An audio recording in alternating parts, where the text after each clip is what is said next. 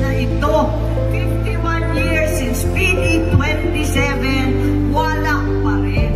Pero ngayon, sa araw na ito, dito sa Capiz, Roxas City, para sa tanan, tunay na lupang hinirang, may lupa ang bawat Pilipino sa kanyang bansa.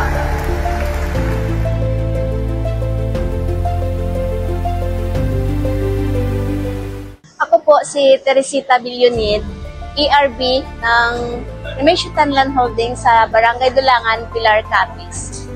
Nagkaroon po kami ng CLOA dahil po sa programa ng ating Department of Agrarian Reform at lalo na po ngayon sa pamumuno ni President Bongbong Marcos. Kaya po nagpapasalamat po ako dahil napakalaking tulong po para sa amin ng mga magsasaka na magkaroon po ng sariling lupa. At lalo po, pinapapasalamatan po namin dahil hindi lang po na in-award po sa amin at yun po ay libre na.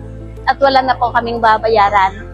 At hindi lang po yun, mayroon pa po mga support services na binigay ang ating gobyerno. Kaya, lumakas po ang aming kumpiyansa ng mga magsasaka na magpalago po ang aming pamumuhay dahil po sa binigay na mga suporta sa amin. Maraming salamat po.